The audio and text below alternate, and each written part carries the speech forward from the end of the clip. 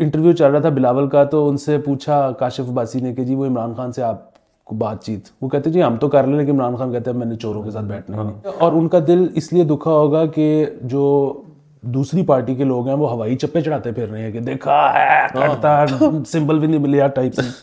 सो जिसने भी स्टे करना होता है ना, लचक हमेशा उसी को दिखानी पड़ती है। अस्सलाम वालेकुम, मुस्बिल शो में बहुत खुश आमदीद। मैं हूं असद निज़ामी, मेरे साथ हैं अली आफ्ताब।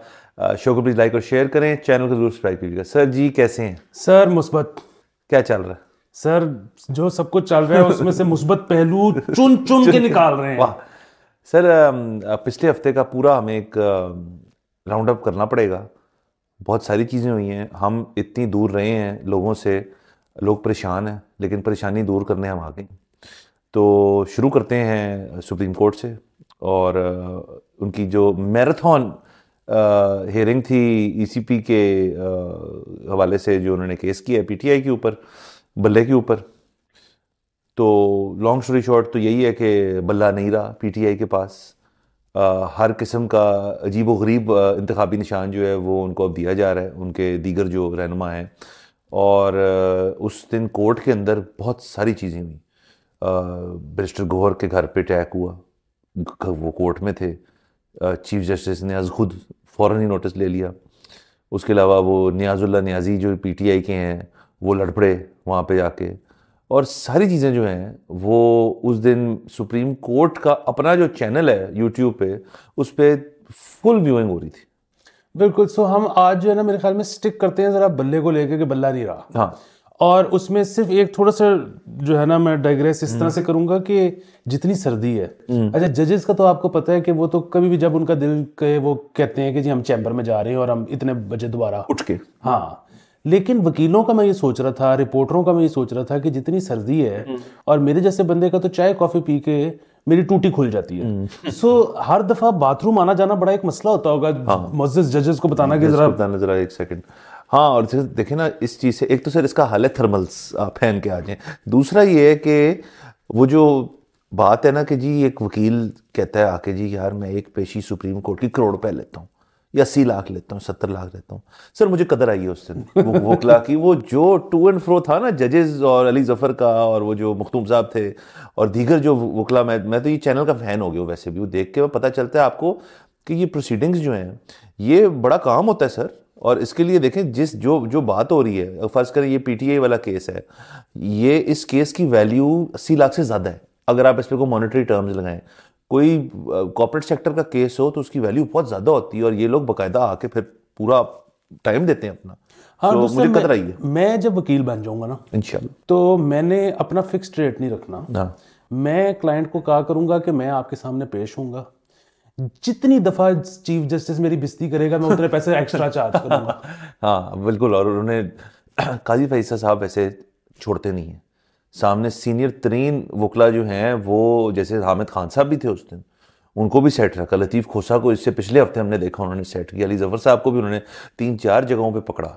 और लेकिन सर एक अच्छी बात है कि मैं अगर तो ये जो मुकदमा है ये होता पुराने स्टाइल से, यानी कि जी आपको कोर्ट के बाहर खड़े होकर साबरी शाकिर कुछ बताता, या फिर कोई और रिपोर्टर या जर्नलिस्ट बताता, या सुबह सुर्खियों में आपको पढ़ने को मिलता, तो इस फैसले की वो वैल्यू वक़्त ना रहती। ये चूंकि सब कुछ हमारे सामने हुआ और हमने देखा है, सब ने फॉलो किया है, तो सुप्रीम कोर्ट का ये जो लाइव सेशन का आइडिया है ये बहुत बेहतरीन आइडिया है। इससे बहुत चीज़ें जो हैं वो जो ढकी छुपी रहती हैं वो मंजरे आम पे सामने है। ये बात ठीक है। दूसरा ये है कि ये जो आप कह रहे थे ना कि वो किसी को नहीं छोड़ते, इस वक्त सारे बैठ के कह रहे होंगे किसी दिन तो रिटायर होएगा। हाँ वो देखे ना, वो तो हमने बात की थी उधर की। अब तो मुसल्ली शाह साहब आएंगे नेक्स्ट, लेकिन अक्टूबर तक टाइम है, और अक्टूबर तक बहुत सारी सैकड़ों चीज़ें होनी है। सुप्रीम कोर्ट इस वक्त सारा कुछ संभाला हुआ मुल्क में सुप्रीम कोर्ट ने। अच्छा, अब अगर आप उस पर आ जाए ना सो फैसले पे, सो एक चीज़ तो ये है कि अच्छा जी वो जिस तरह से हम जब ये फैसला आया था ना कि नाअहली सारी ज़िंदगी के लिए नहीं होगी, 5 साल के लिए होगी, तो हम ये बात कर रहे थे कि फैसला बड़ा अच्छा है। उसकी वजह ये है कि अभी तो चलो लग रहा है कि किसी एक को फ़ायदा हो रहा है या 2 को हो रहा है, लेकिन जिसको तीसरे को नहीं भी हो रहा उसको इवेंचुअली कभी ना कभी होगा इसका फ़ायदा। अब इन्होंने ये कर दिया कि अच्छा जी इंट्रा पार्टी इलेक्शन तो इतनी बड़ी चीज़ होती है कि उसके ऊपर तो ये हो सकता है। अच्छा बात तो ठीक है, लेकिन प्रॉब्लम सिर्फ ये है कि यहाँ तो इन चीज़ों ने कायम रहना हो। अगर उसके बाद पता ये लगेगा कि 5 साल बाद अब जो है ना हालात क्योंकि बदल गए हैं, तो इसलिए दोबारा नाअहली तायाती हुआ करेगी, या अब इंट्रा पार्टी इलेक्शन में कोई ऐसी बात नहीं है कि इतना उनको सख्ती से लिया जाए, क्योंकि हम ये भी देख चुके हैं माजी में कि इस तरह की चीज़ों पे कुछ जुर्माना हो जाता है। इलेक्शन सिंबल आपके पास ही रहता है, इस दफा इलेक्शन सिंबल ही ले लिया। सो एक तो ये चीज़ है कि यहाँ पे हालात के हिसाब से फैसले बदलते रहते हैं। दूसरी चीज़ ये है कि वो आपने बिल्कुल ठीक कहा है कि जी बड़ी अच्छी बात है, लाइव हुआ है सारा कुछ, लेकिन ये जो फैसला आया है इसमें इतने घंटे जो लगे हैं कि मतलब अब 9 बजे आएगा, अब 10 बजे आएगा, अब 11 बजे आएगा, जिस तरह की हमारी तारीख है। सो चहमगोइयाँ तो होंगी, लोग शक तो करेंगे कि क्यों हर वक्त डिले होता गया। तो बाकी फिर वही बात है, ये मतलब हम ये नहीं कह रहे कि इसमें कोई मसला था, लेकिन लोग तो करेंगे। हाँ, और कोई डिसेंट भी नहीं था ना, एक तरफा फैसला है। हाँ, था भी कंसेंसस। हाँ। अच्छा, तीसरी चीज ये है कि जो मुझे लगा ना कि दोबारा से लगा कि मैं बुढ़ा हो गया हूँ, कि हमेशा से हम देखते आए हैं कि पॉलिटिक्स एक ऐसी चीज़ है, पॉलिटिक्स हो गया, मज़हब हो गया और कई दीगर चीज़ें ऐसी, यहाँ के दफ्तर में आपकी जो एक होती है क्या कहते हैं तरक्की जब आपने करनी होती है तो उसमें हो गया। विक्टिमहुड एक ऐसी चीज़ थी जिसको सेलिब्रेट किया जाता था, कि वो होता था कि जी हमारे साथ बड़ी ज़्यादती हो गई है, ठीक है, हमारे बंदे मार दिए, हमारा ये कर दिया, हमारा वो कर दिया। अच्छा, ये जो यूथ है ना, ये नहीं विक्टिमहुड को सेलिब्रेट करती। मसलन ये इस बात को जितना इनको करना चाहिए ना कि हमारे साथ ज्यादती हो गई है, उससे ज्यादा ये दिखाने की कोशिश कर रहे हैं कि there is still another rabbit up our sleeve. वो इसमें आ गया जी कि पीटीआई नजरियाती आ गई है। वो देखा कि इमरान खान ने अभी भी एक रास्ता रखा हुआ था, अब इसके बाद है कि अभी भी हमें नहीं पता इमरान खान ने कुछ सोचो। ओ भाई, आप इसे कहो कि हमारे साथ ज्यादती हो गई है, ऑन करें उसको, ऑन करें। वो एक मतलब मैं ये नहीं कह रहा कि आप ये कहें, जो वो कह रहे हैं वही ठीक होगा, मॉडर्न दुनिया वहां जा रही होगी, पर हमने सारी जिंदगी ये देखा है कि विक्टिमहुड। आप कह रहे हैं सिंपैथी वोट लें, थोड़ा सा सिंपैथी वोट को भी अट्रैक्ट करें। अभी जो है ना वो है कि हम जीतेंगे, ये जो जीतेंगे वाला है ना, आई डोंट नो कि इसमें लोग किस तरह जुड़ते हैं और क्या होता है, but since the youth is इस तरह तो वो मोटिवेटेड बहुत ज्यादा है। बट देखें ना, ये रैबिट फ्रॉम द स्लीव या रैबिट फ्रॉम द हैट या सरप्राइज जो ये पीटीआई का एक है कि जी हर जगह हम ना मतलब कोई ना कोई हमने बैकअप्स रखे होते हैं। एक तो देखें, मैं ये कहता, मेरा जो राय है सारे पे, ये मामलात ये पीटीआई ने अपने लिए ख़राब किए हैं। इसमें आप ये नहीं कह सकते कि जी ईसीपी बहुत ही बायस थी, क्योंकि ये इलेक्शन से काफ़ी देर पहले से इनके इंटर पार्टी इलेक्शंस के ऊपर हमेशा उंगलियां उठती रही हैं। फ़र्क सिर्फ ये है कि जिस ज़माने में पहले उठ रही थी उंगलियां, उस ज़माने में इनके पास एक ऊपर एक छाता था, ब्लैंकेट था, अब वो नहीं है। लेकिन ये भी तो बात सर है ना कि ईसीपी ने कौन सा सिर्फ पीटीआई के साथ ये किया है। इसी इलेक्शन से पहले 17 ऐसी पार्टियां हैं जिनका इंतखाबी निशान उनसे लिया गया है। बल्कि आज तो मैं ये भी पढ़ रहा था कि 2 को पीपीपी के हैं रहनुमा जिनको तीर नहीं दिया, को मुख्तलिफ दे दिए हैं, लेकिन वो शायद एडमिनिस्ट्रेटिव गलती थी। तो ये अब हो गया, इससे सीखें। आपने सारी अपनी पूरी पॉलिटिकल पार्टी जो है वो चंद वकला के हाथ में दी हुई है कि वो सारी स्ट्रेटजाइज भी करेंगे, आगे जाके मुद्दा भी रखेंगे, केस भी लड़ेंगे, हर चीज़ करेंगे। और मेरे ख्याल में इसमें कुछ सियासी फिगर जो पीटीआई के हैं वो इसके अंदर आपको नजर ही नहीं आए। असल में वो बड़ी बदकिस्मती है। उसकी वजह ये है कि जब इमरान खान साहब ने बैरिस्टर गौहर को बनाया था चेयरमैन, तो उन पे भी उंगलियां उठ गई थी, और यहाँ तक कि बैरिस्टर अली जफर ने बाहर आते साथ कह दिया था कि जी हमने तो बनाया इसलिए कि इज़ अ नोबडी, मतलब इन अल्फाज में नहीं, लेकिन अच्छा वो यहाँ पे ना मतलब किसी और पॉलिटिकल फिगर को तो पार्टी बर्दाश्त ही नहीं करती, मतलब उसके फॉलोअर्स, तो वो तो यही हो सकता था। दूसरी चीज़ ये है कि मुझे तो ये भी लगता है कि जिस तरह हमारे यहाँ पे एक और चीज़ होती थी कि कोशिश अपनी तय करते थे सारे, उसके बाद मतलब हमारे घरों में भी यही होता है कि फिर उसके बाद कहते हैं कि फिर जिवें अल्लाह दी मर्जी। अच्छा, ये जो है ना वो नहीं कर रहे। मेरा तो ये ख्याल है कि it can be a blessing in disguise for PTI, क्योंकि इलेक्शन जीत के करना क्या था, ये तो जिस किस्म की इकोनॉमी, जिस किस्म के हालात हो गए, ये तो संभल नहीं आएगा, फंसेगा। जिसने फेस ऑफ द बनना है ना हुक्मरान लीडरशिप, उसकी तो शायद सियासत सारी जिंदगी के लिए खत्म हो जाए। अब इसमें जो है ना, ये बिल्कुल नसीम शाह वाली एग्जांपल है कि सब बड़ी हमदर्दी करते हैं कि वर्ल्ड कप में उसकी जगह नहीं बनी, he is going to miss the biggest tournament of his life, ये वो उसकी तो बचत हो गई, वो स्टार है और फिर खेलेगा। दूसरी ये कि वो चला भी जाता है, उसने पूरी टीम के साथ वैसे ही जलील होना था जैसे बाकी हो रही है, क्योंकि मसला बॉलिंग का है ही नहीं, मसला तो बैटिंग का है। सो इस वक्त जो भी पार्टी आएगी उसको सख्त फैसले करने हैं, वो उसके बाद फिर चपकलिश होगी इस रियासती इदारों से। इस वक्त तो जो नहीं होगा पावर में वो, इसमें भी 2 राय हैं। एक ये है कि जी मुल्क तो अब प्राइवेटाइज होना है, ठीक है, हिस्से भी शेयर होने हैं, रियल एस्टेट भी बिकनी है, सारा कुछ होना है। जब प्राइवेटाइज हो रहा होगा तो उसी वक्त तो पावर में होने का फायदा है। हाँ। दूसरा ये है कि जो इस वक्त आ गया उसकी तो शायद आगे पूरी सियासत खत्म, तो ये सिट दिस वन आउट, अगले में फिर लड़े। बहुत अच्छी बात। और देखे ना, मैं ये तो बिल्कुल ठीक बात आपने की कि इस पीटीआई को जरा स्मार्टली करना चाहिए था इस चीज़ को, या स्मार्टली अब कर लेना चाहिए। मैं तो कहता हूँ इस सारे मामले के दौरान भी अगर वो थोड़ा स्मार्ट, देखें एक वो जो शख्स थे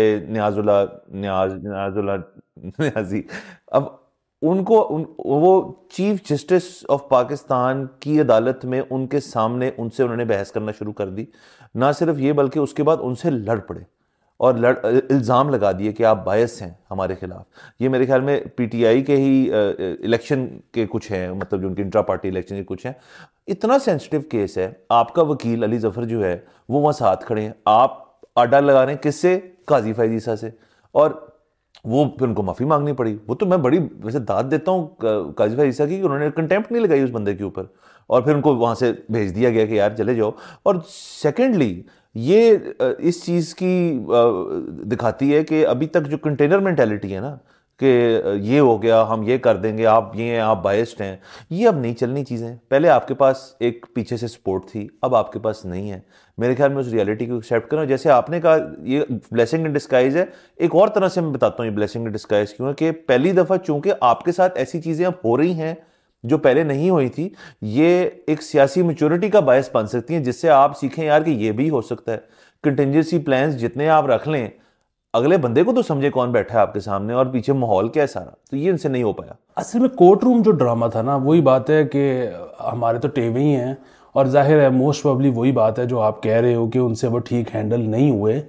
बट अदरवाइज मैं तो ये सोच रहा था कि अगर वाकई कुछ सियाने बयाने होते तो जान के भी ये करते कि हारे हम, हाँ, इस दफा हमसे ले लिया जाए सब कुछ, हम लुट जाए, बर्बाद हो जाए। मैं वैसे मान जाऊं कि इतनी 3D चेस जो है वो दियाला जेल से चल रही है, लेकिन मेरा नहीं ख्याल। दूसरा मैं एक और बात पे आना चाहता हूं, वो जरा मीडिया ओरिएंटेड बात है। वो मैं सोच रहा था कि अब ये इतने ज्यादा इन्होंने इंतखाबी निशान बांटती हैं, रोलर कोस्टर से लेके व्हील चेयर से प्याला तो बैट, पता नहीं के प्याज, पता नहीं क्या क्या है। तो जो वीडियो एडिटर्स हैं, एनालिज हमारे जो भाई हैं, सारे भाई बहन जो चैनलों में है, उनको तो बिल्कुल इस वक्त इतना स्ट्रेस लेवल होगा कि पहले तो हर जगह बल्ला लगाना था, अब हर इंतखाबी निशान बैठ के इलस्ट्रेटर पे बना के उसकी सीजी जो है वो चैनल के ऊपर डालनी है, और वो हर एक की मुख्तलिफ चलानी है। उनका तो काम बढ़ गया, तो बहुत ज्यादा थी। और जिसकी गलत हो जाएगी वो होगा जी आलू रखा गया एडिटर को पकड़ो। हाँ, ये बात एक बड़ा मसला है। अच्छा, दूसरे एक और चीज़ भी पता है क्या है, सो इनको अब कई इस तरह की ना खबरें आती हैं, खैर उनकी तरदीद भी कल से ही खबरें आनी शुरू हुई हैं, कल से ही तरदीदें आनी शुरू हुई हैं कि जी वो रियासत ने कहा है कि हम कभी माफ़ नहीं करेंगे इमरान खान को, ये वो, फिर वो तरदीदें आई कि जी ये जो रिपोर्टर रिपोर्ट कर रहा है उसकी कोई मुलाकात ही नहीं। सो अब जो भी हुआ हम उसमें नहीं पड़ते। लेकिन पता है क्या है, फैसला पीटीआई को ये करना पड़ेगा कि उन्होंने करना क्या है पॉलिटिकली। सुलह तो हो जाएगी। देखें, इसमें कोई शक नहीं कि जो 9 मई को हुआ है ना, वो अनप्रेसिडेंटेड था, और प्रॉब्लम उसका ये है कि वो अब अनप्रेसिडेंटेड नहीं रहा उस दिन के बाद से। सो अब कल को खुदा ना खास्ता मुल्क में कोई भी मसला होता है तो सब एक के जहन में पहली बात ये जाएगी, यार लोग कैंट तो नहीं बढ़ जाएंगे। अब ये एक ऐसी चीज़ है जिसपे अगेन वो मतलब सबको ये लगता है कि रियासत कभी माफ़ नहीं करेगी। लेकिन देखें, पॉलिटिकल पार्टी या रियासत में से who is there to stay? रियासत, ठीक है। सो जिसने भी स्टे करना होता है ना, लचक हमेशा उसी को दिखानी पड़ती है। ये बिल्कुल वैसे ही है कि एम्प्लॉय बदतमीजी करके निकल जाता है, एम्प्लॉयर उसी एम्प्लॉय को दोबारा भी रख लेता है, क्योंकि उसका काम है, उसने एम्प्लॉयर ने रहना है, एम्प्लॉय आते जाते रहते हैं। हाँ सर, ये आपकी बात बिल्कुल ठीक है कि अब पीटीआई का अब आगे है क्या। देखें, एक तो शॉर्ट टर्म कर लेते हैं बात। शॉर्ट टर्म बात ये है, जो एक चीज़ शुरू हो गई है मेरे तो ख्याल में, देखें देरा इस हमारे मुल्क की सियासत में कोई शॉर्ट ऑफ सरप्राइजेज नहीं है।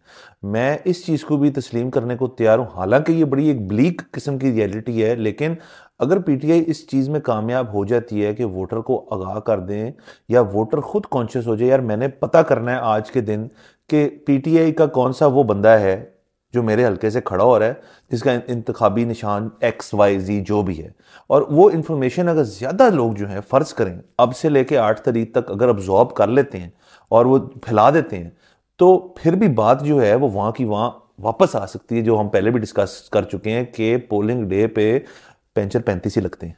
बिल्कुल। सो एक तो ये वाली चीज है ना कि इन इलेक्शंस में ये क्या शॉर्ट टर्म होगा, में बात कर रहा था, सरप्राइज होगा कि नहीं होगा इन एनी केस। चले ठीक है, मैं कहता हूँ जी सरप्राइज भी हो जाए, लेकिन इस वक्त आपको रियासत जो है, इनको क्लियर मेजोरिटी तो किसी एक पार्टी की भी नहीं आएगी ना, तो जो भी बने मतलब सरकार, उसमें इनका हिस्सा ना डालने दें, इनकी कोलिशन ना बनने दें। नंबर एक चीज। नंबर दो चीज ये है कि ठीक है ये तो कोलिशन का भी हिस्सा बन जाए, लेकिन माइनस इमरान खान, ठीक है, तो इस दफा तो कुछ भी करके मैनेज कर लेंगे।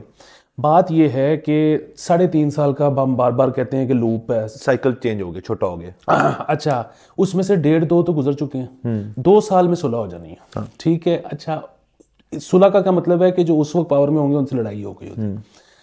सोचने वाली बात यह है कि फिर उसका फायदा उठाना है, इनको तोड़ देना है जो अभी पावर में आएंगे, या फिर बैठ के बात करना, स्मार्टली करना है इस दफा। क्योंकि अभी भी हफ्ता पहले भी इंटरव्यू चल रहा था बिलावल का, तो उनसे पूछा काशिफ अब्बासी ने कि जी वो इमरान खान से आपको बातचीत, वो कहते जी हम तो कर रहे, लेकिन इमरान खान कहते हैं मैंने चोरों के साथ बैठना नहीं।